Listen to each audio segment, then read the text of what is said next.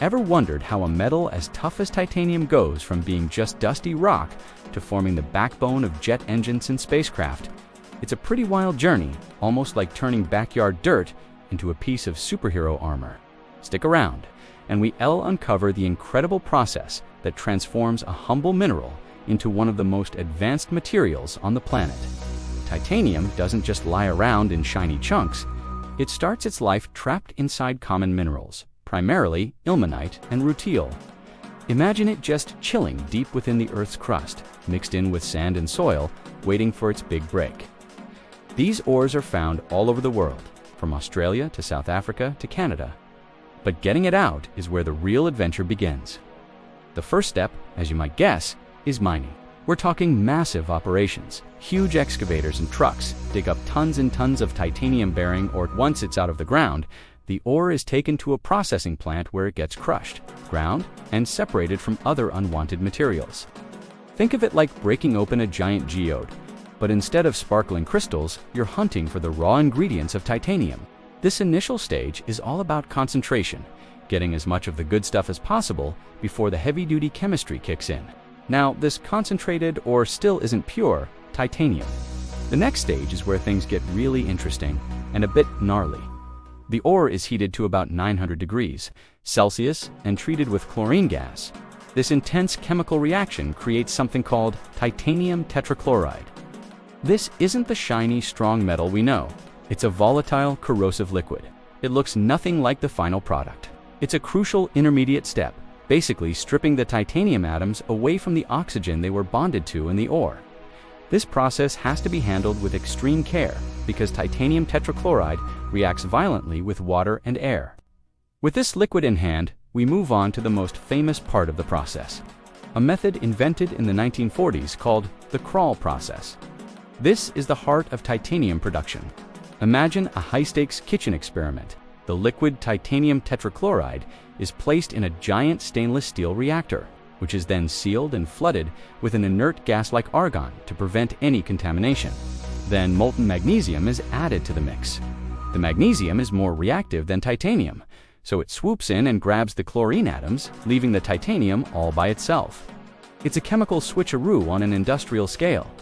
After this reaction cools down, what's left inside the reactor is a mix of magnesium, chloride, and pure titanium.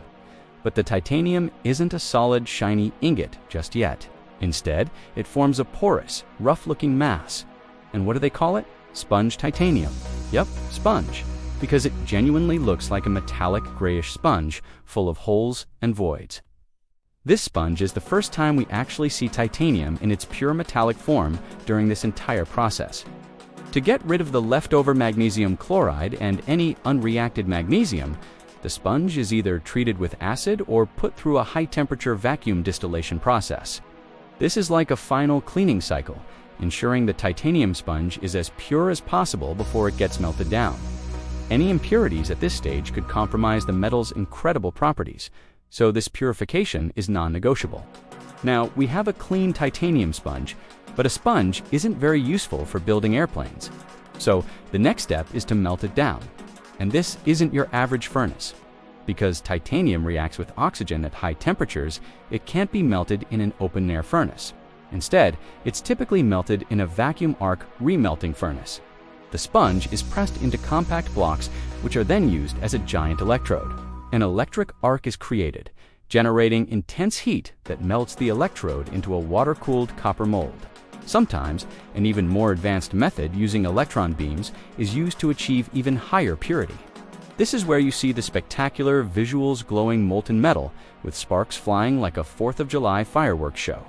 This process is often repeated 2 or 3 times to ensure the final metal is perfectly uniform and free of defects. Once we have a solid, purified ingot of titanium, it's finally ready to be shaped. The ingot is heated up again and then rolled, forged, or extruded into the shapes needed for various applications.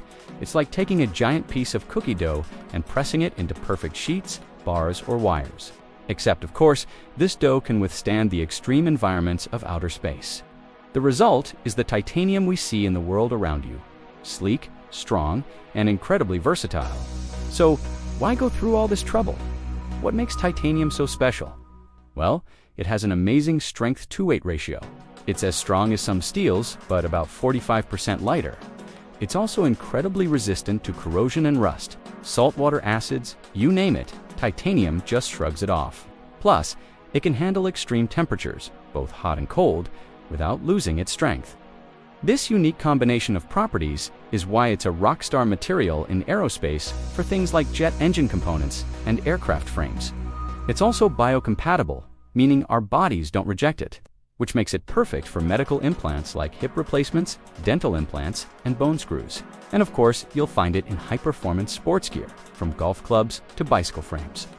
Here, as a fun fact to wrap your head around, the name titanium itself comes from the Titans of Greek mythology. These were the original elder gods, known for their immense strength and power.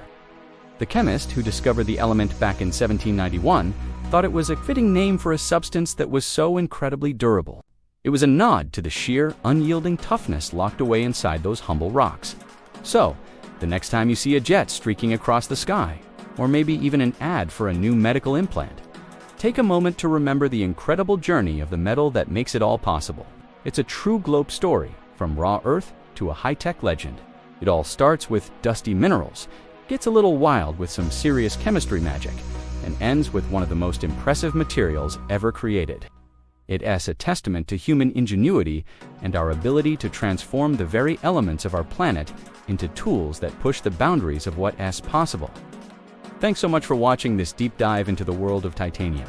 If you found this fascinating, do forget to hit that like button and subscribe for more stories behind the materials that shape our world. See you in the next one.